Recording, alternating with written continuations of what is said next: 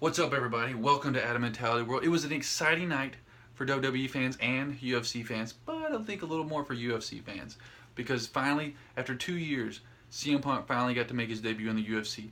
The UFC Heavyweight Championship was on the line for the baddest man on the planet, and nobody was talking about it. They were all talking about CM Punk versus Mickey Gall. Mickey Gall, nobody knows who he was, but they do know that CM Punk was a wrestler, and he was coming over to UFC. They wanted to see how good he did. People have come over from WWE into UFC, like Brock Lesnar and Ken Shamrock, but Brock Lesnar, he's a different beast, and so is Ken Shamrock. But CM Punk was the only guy who kind of like, oh, all right, he did wrestling a little bit, whatever. But he only martial arts he had was jiu-jitsu, and he only did that a little bit. He was just kind of like, oh, it's a hobby. He didn't have the proper training. That's why he took 2 years off. He didn't just jump into it. He took 2 years off. Still kind of jumping into it. It wasn't like you signed out of WWE on Thursday and you went to UFC on Friday. But he gave it 2 years, but that's still not enough time. I said Mickey Gall's been doing that for way longer, and it showed. Because as soon as they fought, as soon as this match started, CM Punk rushed him, and then Mickey Gall took him to the ground and softened him up with some punches, messed up his ear. If you look at it, it looks like he has cauliflower ear from that one match, and then got him in the rear naked choke. Mickey Gall has had 3 matches in the UFC, and all 3 have been won by, he had 3 MMA fights. 2 of them were in the UFC, correction, and all 3 of them were rear naked choke. Ronda Rousey has the armbar, had the armbar. Mickey Gall has the rear naked choke, which is, in my opinion, the easiest of jiu-jitsu moves. I'm not a jiu-jitsu specialist, but I did dabble in it. Kind of like CM Punk. But the most important thing about UFC 203 with CM Punk was his entrance song.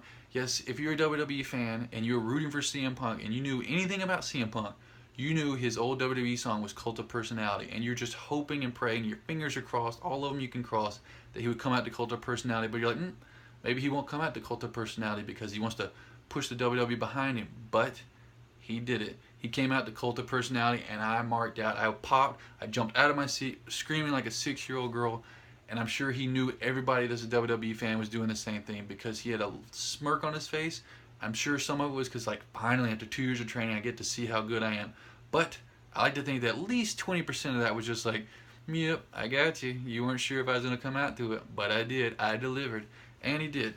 So, like I said, it was depressing for CM Punk. Like I said, he was still positive after. Like I said, he said he's going to keep fighting in the UFC, but we'll see. Like I said, he wasn't too impressive in his debut, but the man's got a dream. Maybe they'll keep him around for a little bit. Maybe he'll have 1 or 2 more matches. I don't see if he has 3 matches and he loses them all, there's no way they'll keep him. Even if he loses 2, they're probably not going to give him a 3rd.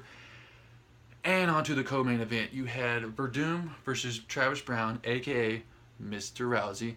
And the first round was pretty good, but there was a little bit of confusion because at one point Travis Browne got punched in the finger and then he just stopped. He was like, timeout. Oh, I'm hurt. Like, oh, and then he got punched in the face before the ref could even call timeout. But the thing is, you can't call timeout when you get hurt in a fight because you're in a fight. You're in the UFC. You're not playing around. You're not playing dodgeball or tag or kickball or anything like, oh, I got hurt. I'm timeout. No. People get hurt all the time in the UFC. That's exactly how they win. They hurt them until they can't be unhurt anymore and they stop fighting. So you can't do that. Joe Rogan even said, like, you can't call it. You can't do that. You can't call timeout. You're not the ref. So they let them keep going. They had 2 more rounds. It went to decision. Verdum was standing there. Travis Browne was standing there. And apparently somebody started trying to fight somebody. I don't know what happened. I missed it because I looked down at my phone. I was checking Instagram or something.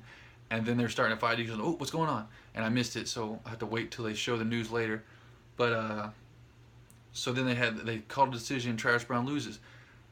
He walks right out of the cage. It's always immature when people do that. I understand if you're upset and depressed, like whatever, but stick around, man. You were there for 3 rounds fighting. Just stick around and give an interview and tell us what you think, what happened, because it just makes you like a poor sport when you just walk out, and that's exactly what it did.